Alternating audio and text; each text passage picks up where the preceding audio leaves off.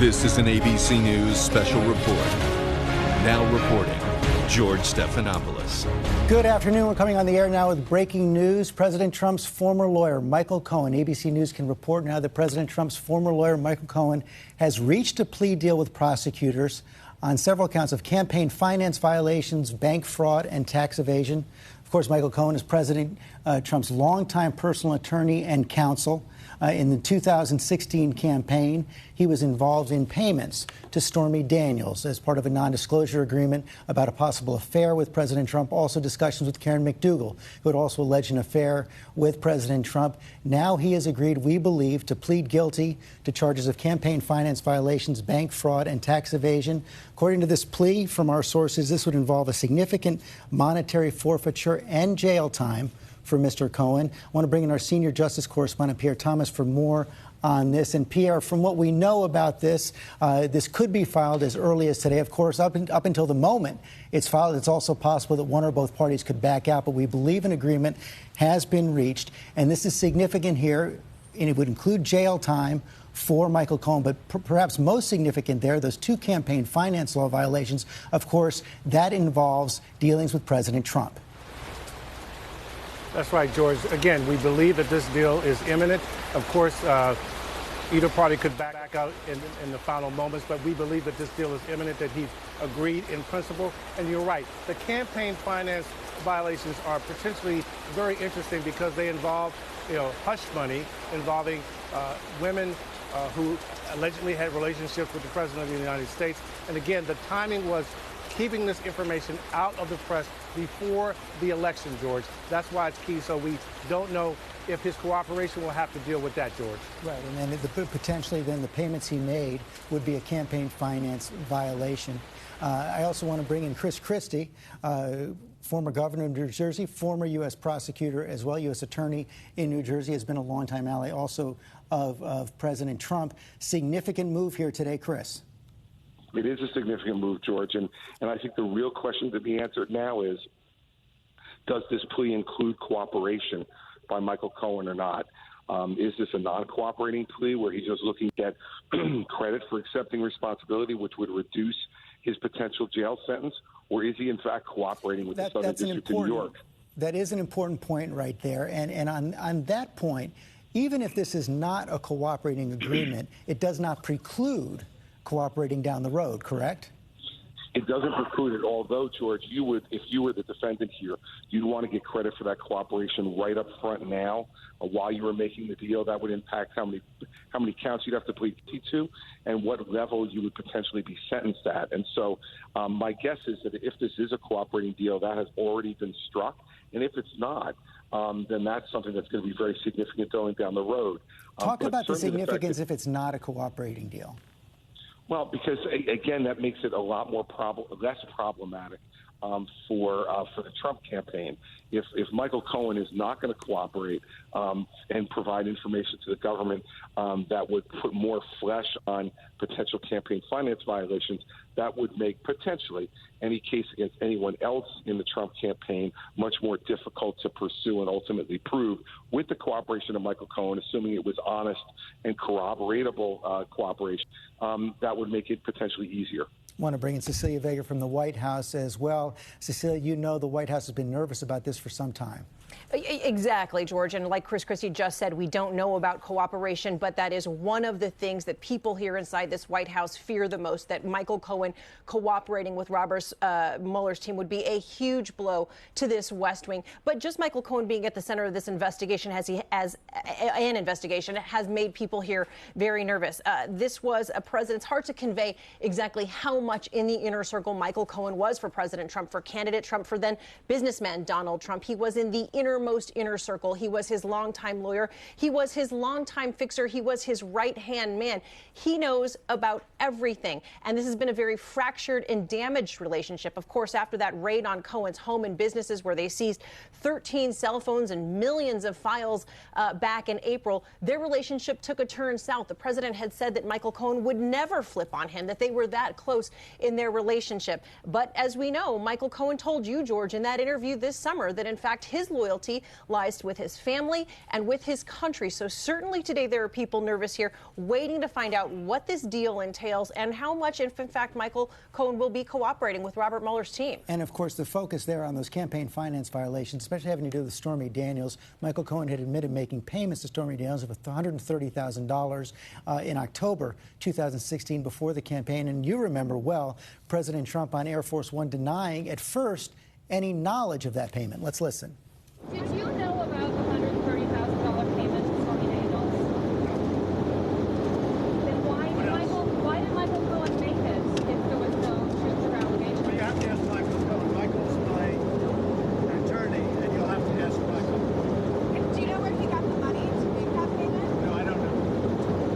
Of course, Cecilia Vega, the White House later had to admit, President Trump had to admit that he did know about that payment. He had flatly denied knowing about that payment, George, and then it came out just a few months ago that, in fact, he acknowledged that this money was reimbursed to his lawyer for that $130,000.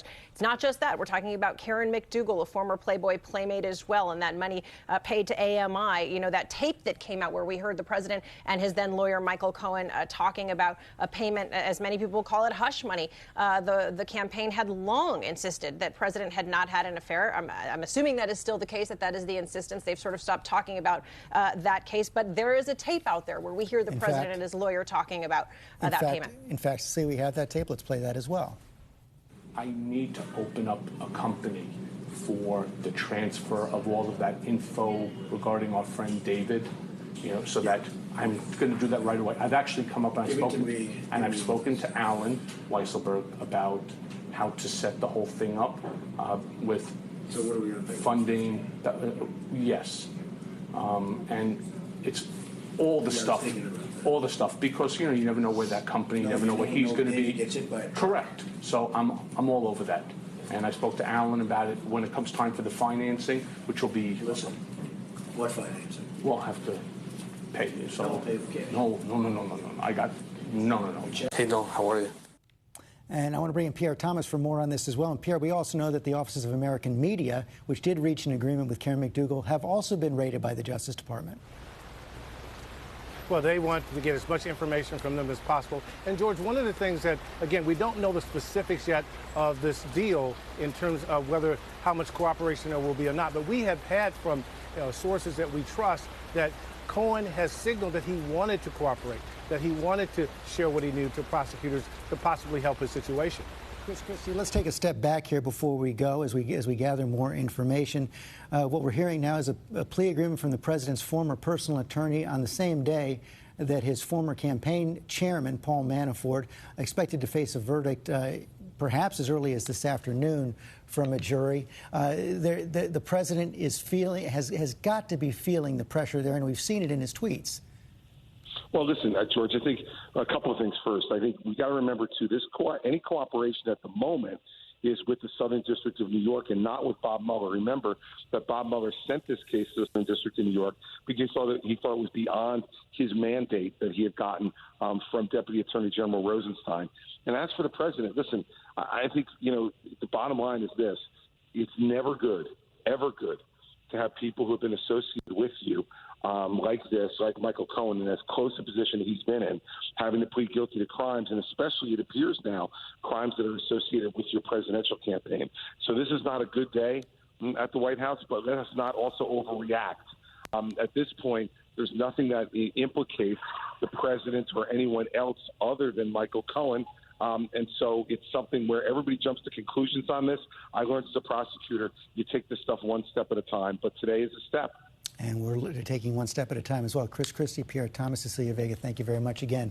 Michael Cohen has reached an agreement, we believe, with prosecutors in New York, a plea agreement over campaign finance and tax law and bank fraud violations. We're going to continue to report this throughout the day. We'll be back, World News Tonight, with David Muir. And on the air and I'm again, Diane Macedo for ABC News Live. I'm George Stephanopoulos in New York.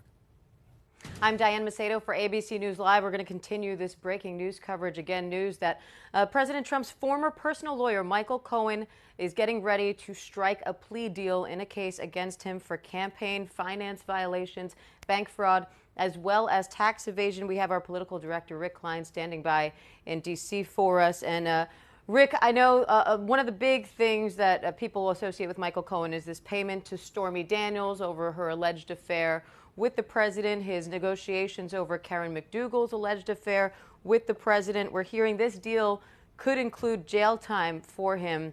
But I think the big question a lot of people have is how this whole thing can tie back to the president.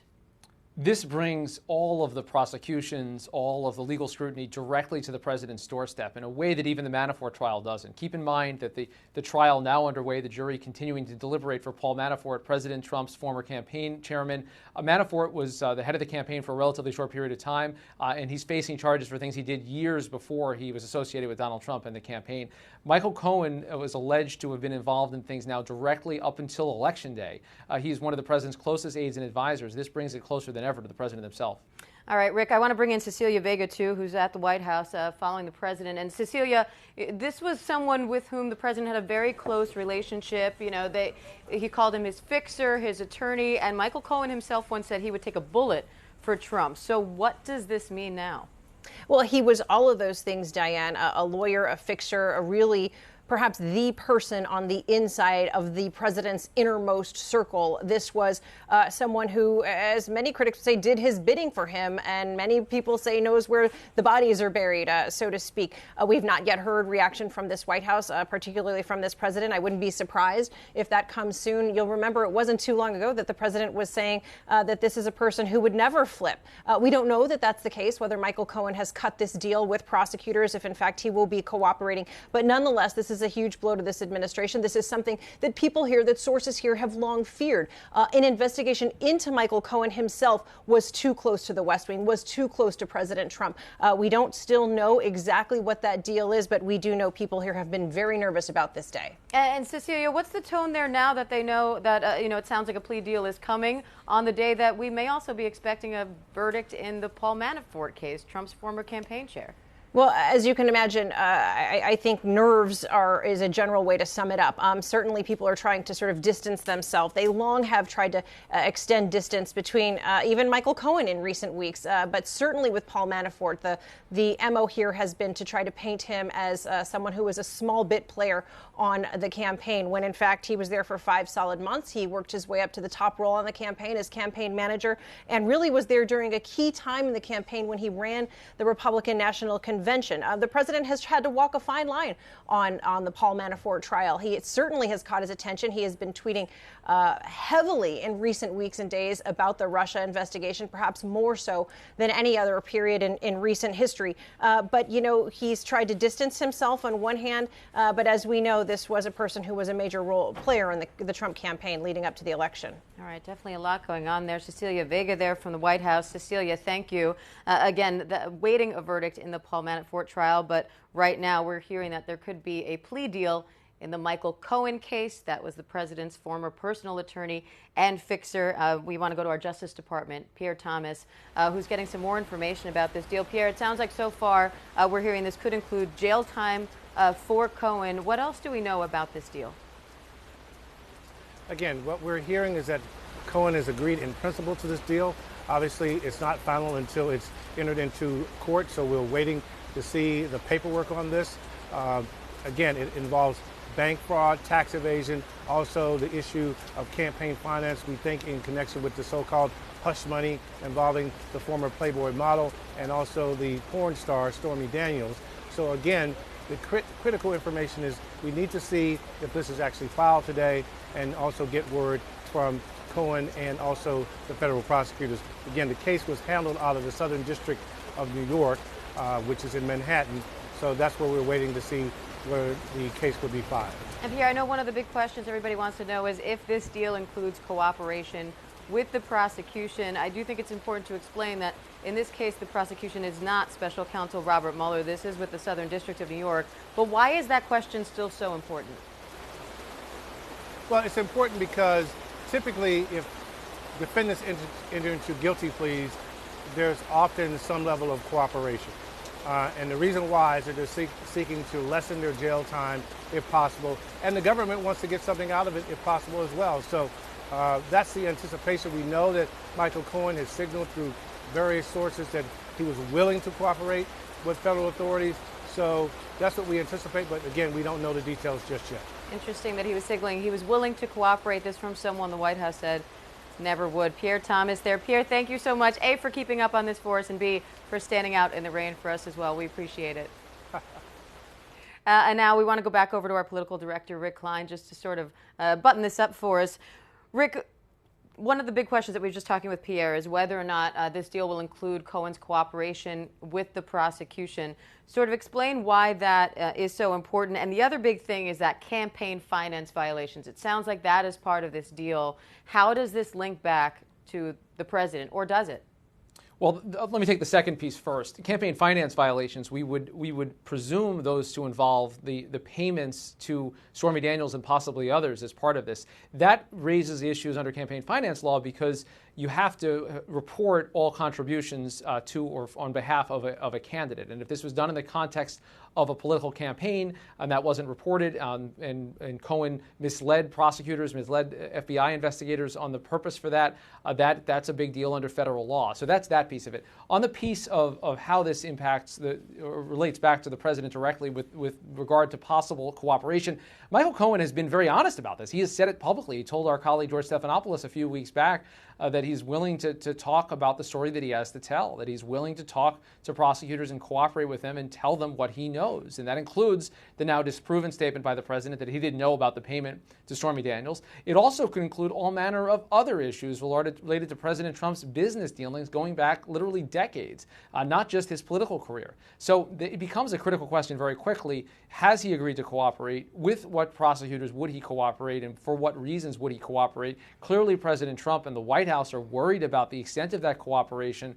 The president has turned on him publicly, and his aides have turned on him in trying to minimize his import. But he was a key member of the innermost circle of President Trump for decades. And the things that he knows, the things that he could talk about if he's going to talk to prosecutors at any level are almost unknowable right now and could reach back to the things that we haven't even begun to discuss. Yeah, we heard Cecilia saying he knows where the bodies are buried, and for a long time we heard the president talk about how close they were, how this was his fixer, his right-hand man, that kind of thing.